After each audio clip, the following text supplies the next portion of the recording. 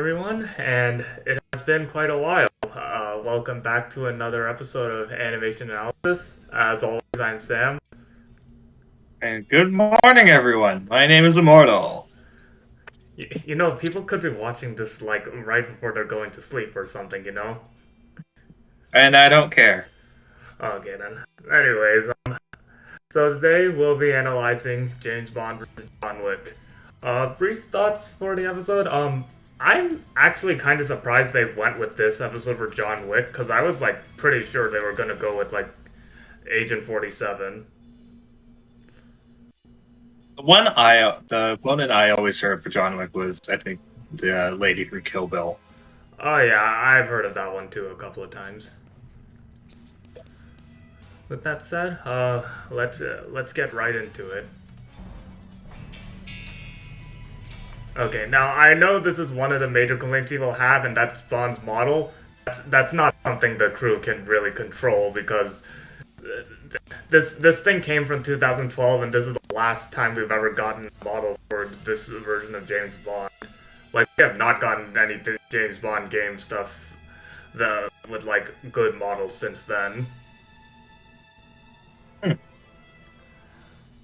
say though, the way they animated. They do pretty well, actually. Lightly. Be careful, 007. I think it's a little bit stiff, but it's a little otherwise bit stiff. fine. We'll talk about the stiffness in a bit, but yeah. And happy hunting. Your concern is always touching, Q. Vodka martini. Shaken, not stirred. What can I get you, mate? Drinks are on me. Like, even despite the fact that, yeah, the model's a little janky here and there, they put so much character into James here. Like, you can feel. Oh, yeah. Oh, yeah. Definitely. I prefer to be alone. I think there's something people kind of overlook when Wick first speaks here. Martini. If you look at his eyes, he looks away first. What can I get you, mate? Like, Drinks are on here he's looking at James. Then he looks away to like upper right, Be alone. and then blinks and looks back down at his phone. Very small details. I really like this. It gives a lot of life to the animation. It really brings out their, well, characters. Yeah. Unfortunately, I wasn't asking Baba Yaga. Now you can come with me, or we can do this here. Killing isn't permitted on company grounds. Lucky me. Again, the character and the setup, the way that is, it feels like an actual like crossover, like almost as if James Bond is in the canonically is in the John Wick universe. I really like that.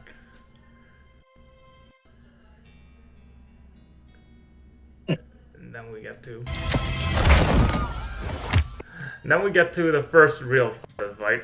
Also, before we get to that, can I just say, this just looks really funny how they both shoot each other here. Just boom. End. Hey, yo! It's really funny. This cuts to a KO streak.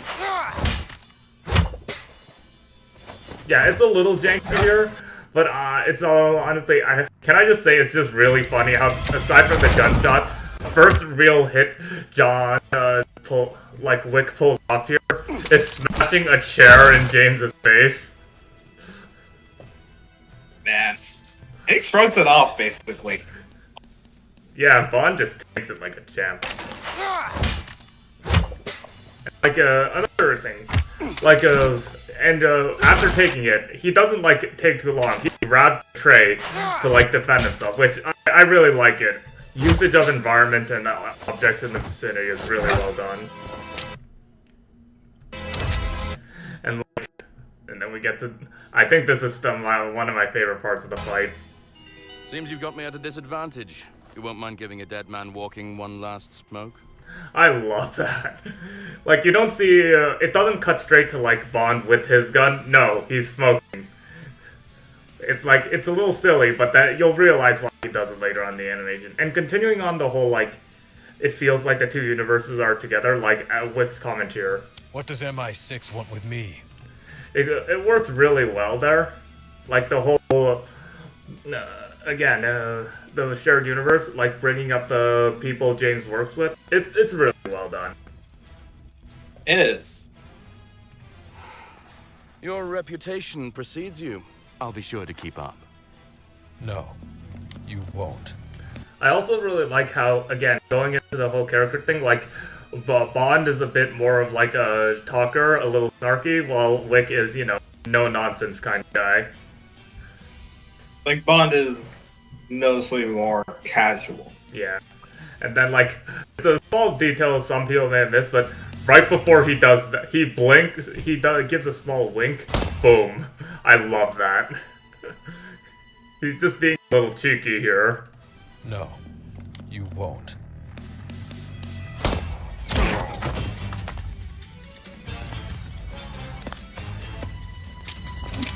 Just pats a fire out on his chest.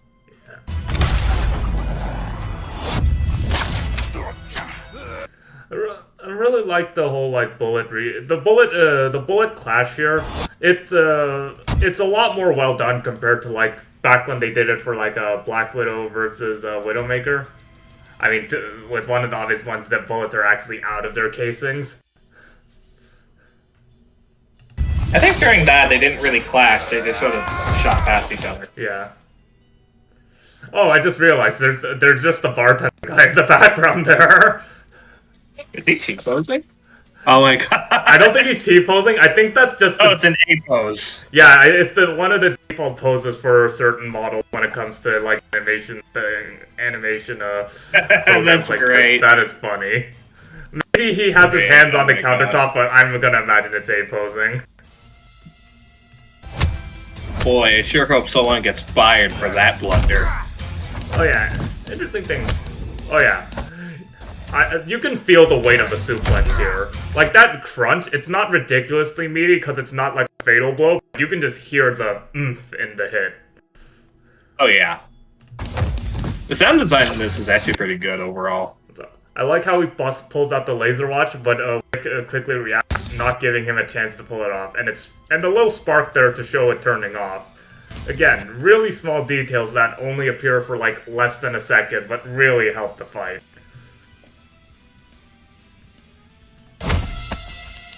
Oh, and he steals Bond's pen, which is fitting in two ways. Because one, it's we got info on what the pen does in the analysis, but the other is we all remember what one of John Wick's most famous methods of killing was with a pencil. Like, I guess they couldn't bring the pencil here, so it's a neat little meet in the middle. It's one of John's most famous kills, combining that with one of Bond's gadgets.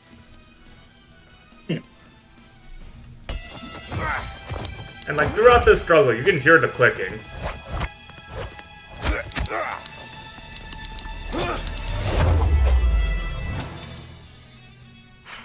To be entirely honest, I lost count. I think that's probably my favorite bit.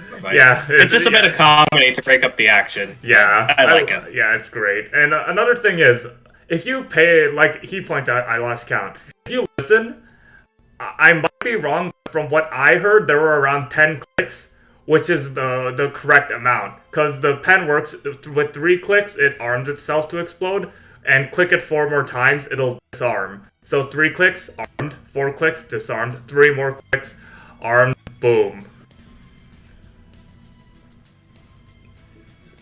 Yeah, attention to detail is just fantastic.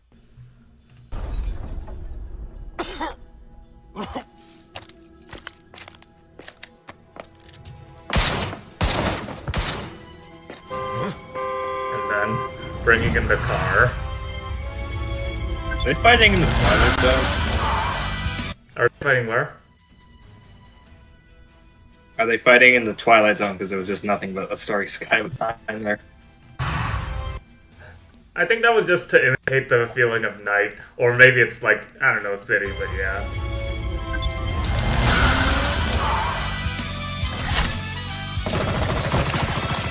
Also, just like, I also really like the jazz element when the guns start shooting. Like, the whole jazz, it really gives the old spy movie feel to it, which fits perfectly.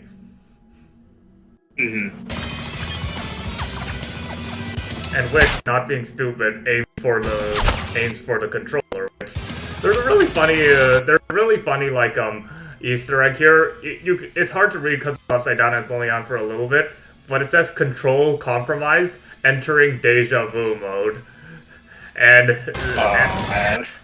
and then the car just starts going in circles.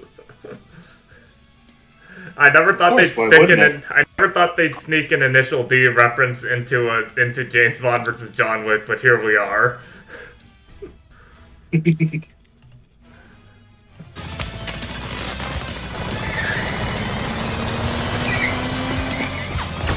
Oh, and I like how the car stays constantly shooting in the background, but they also like pay attention because like as you see, it's there in the background, but it's not like gone. Like like Wick had to dodge the bullets again. It's really neat attention to detail. Like they didn't need to do that. Like they could have just had the car like spin off and like crash into a wall or something, but they didn't. They chose to keep it spinning, like have an actual presence in the fight. Mm-hmm. Oh, and the knife fight here. This is way less janky. That knife fight way less janky than their earlier clashes in the previous room.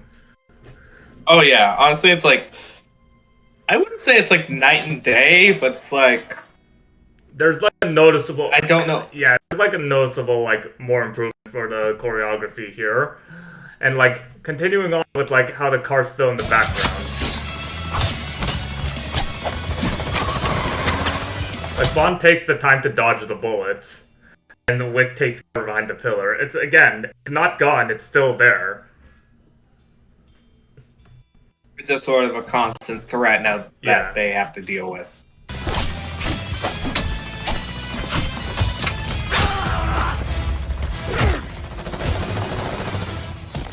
Yeah, I like how the moment when the knife like it pierces Bond's chest. I love how the music changes to a more like dynamic action song. I really love when music does that.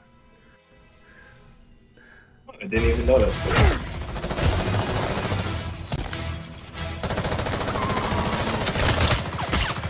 And like he sees his gun, picks it up. Oh, and we got while I did say like the cigarette and like the exploding pen are the funniest, the coolest shot. Of course, they have to recreate this in the fight. The signature shot from James Bond, where you see the camera from inside the gun barrel. He fires the shot, and then blood covers the camera. I love how they implemented this in. I initially thought when I saw this, because I didn't know this was supposed to be a gun barrel, I thought Wick got shot in the eye.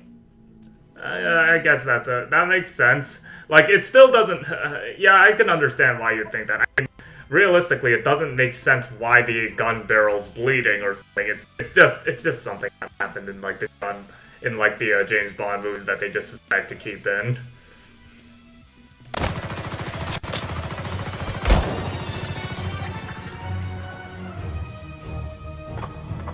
And, like, I like how after John gets shot here, the music is slightly, like, muted. Like, you can still hear it, but I like how it's slightly muted, similar to how, like, when other characters in, like, other shows or whatever, when they take lethal wounds, sometimes the music or, like, sound effects will get slightly muted to, like, emphasize the fatal wound or something. Really like it. Oh yeah, it's actually a really great effect. Yeah. And, like, the music comes back in as John goes back. Slightly dilutes when he gets shot 2 more times. And just returns once he just pins the Bond against the wall. I will say it kind of... What is it? The bullet exit wounds as well as entry wounds kind of look a little off, because you can clearly tell they're just, like, extra models just put onto Wick's model, but at the same time, it kind of fits the whole like nature. How do I put it? The whole like sort of oldish kind of effects. Like, you know how for like back then, in order to like imitate like a wound, sometimes they just stick on like an extra prop that pretends to be the wound on the like suit or whatever. I think I get one. Yeah. it doesn't necessarily look realistic, but it feels like something you see in like an old James Bond movie. Yeah.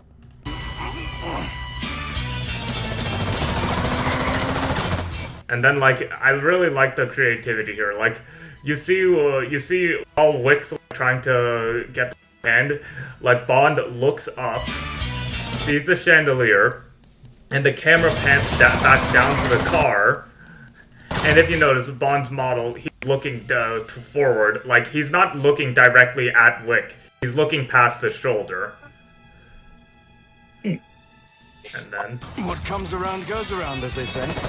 And of course, Bond has to have a witty one-liner before kill because he's James Bond. He's the one that pretty much coined the term Bond one-liner.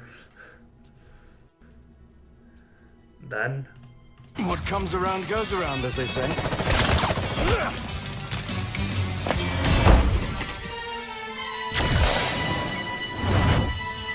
Yeah. okay, again, small details.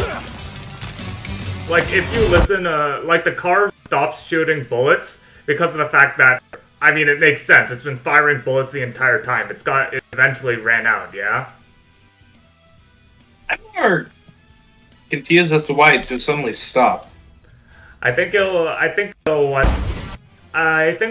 is like an init feature of the. I think it's because it didn't stop. Like if you look, if you look back, like when Wick gets pushed onto it, like the front of the car like smokes. It's kind of hard to tell, but it probably ran into the pillar over there. Because it was just like spinning in a circle randomly, so it was bound to like hit something eventually.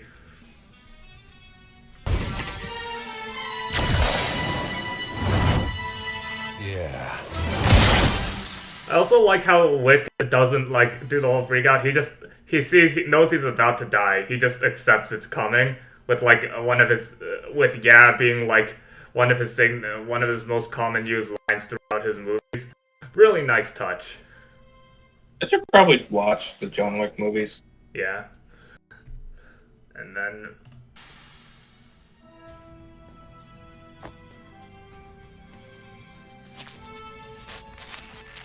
that's a really nice little touch. It's like Wick's phone with the photo of him and his wife just turning off.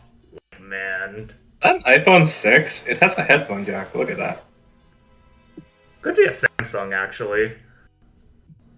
Actually, kind of I does. thought Samsung stitched the headphone jack. No. The Samsung still have headphone jacks. Anyways. Bond, come in. What's the mission status? Smashing. Positively smashing. Oh, do grow up, 007. I really like that. It's just like it's another mission. He talks to mission control.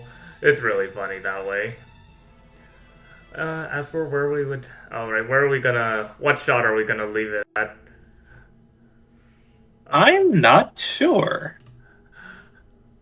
I'm thinking of here, like Advantage. You won't mind. him asking to let him smoke. I'm gonna leave it here for now.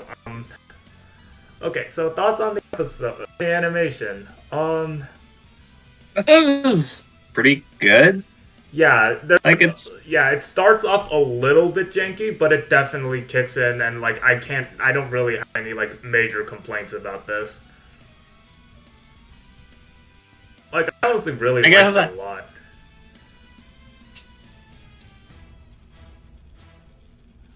I'm having trouble finding the right words I want to use for this.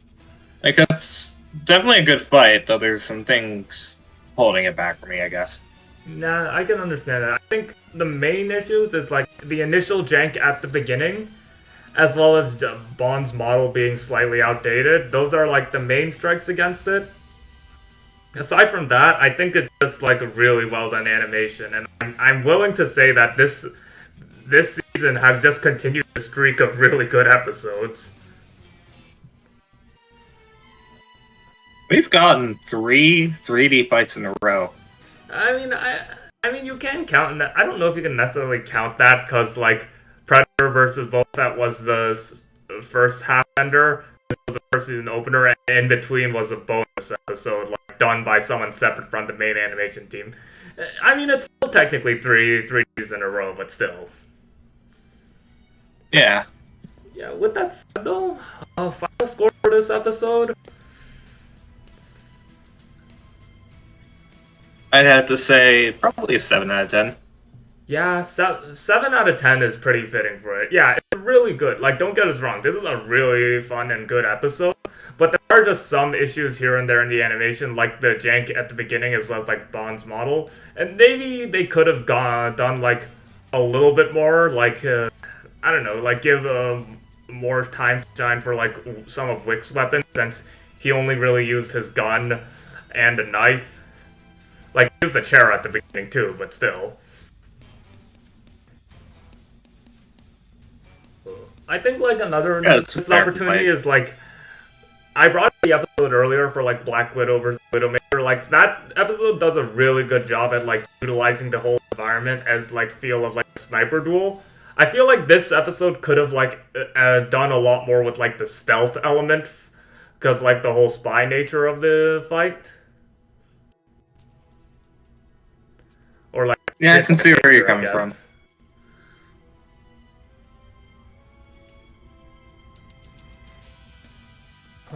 Aside from that, music track, the Secret Service track. I've listened to it a couple of times, like, outside of the fight. I enjoyed it. I like it a lot. It has, like, that old-timey spy feel and intense to it, feel to it. It's really nice. I have yet to listen to it on its own. Okay. As for the voice acting, Stephen Kelly does a fantastic job as James Bond. Like, he captures that classic mannerism that Bond has. It's really well done. And this also makes it his 5th win on the show. You just have like an encyclopedia of every voice actor who's been on Death Battle and how many fights they've either won or lost. Yeah, and as for the other hand, Mortal, they do a really good job as Wick, which is like a pretty well done, considering like Wick's character is like wildly different from the character they voiced last time, that being Raiden in Excalibur vs. Raiden. Neat. Yeah. With that said, now before we finish this up, we'll briefly talk about the next time. We'll just for watching.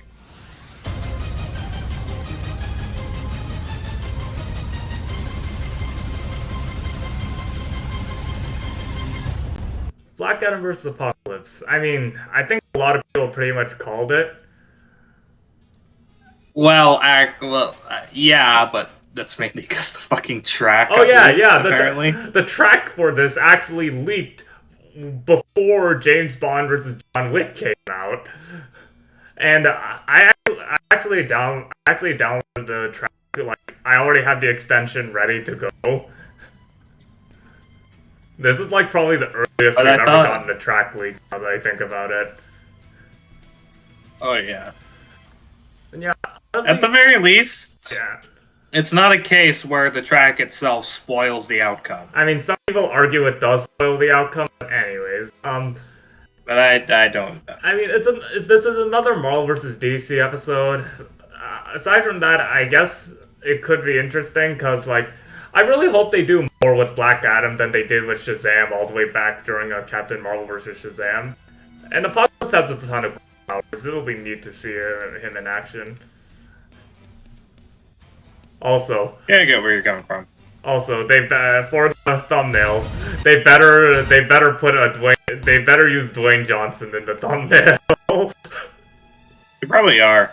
This season we had Dwayne Johnson Hercules. Now we better have Dwayne Johnson Black Adam. Man. All right. With that said, I think we'll wrap things up, as we'll come back in in around 2 weeks again to talk about the animation for Black Adam vs. Apocalypse. See you all next time. Thanks for watching. Bye. Have a good one.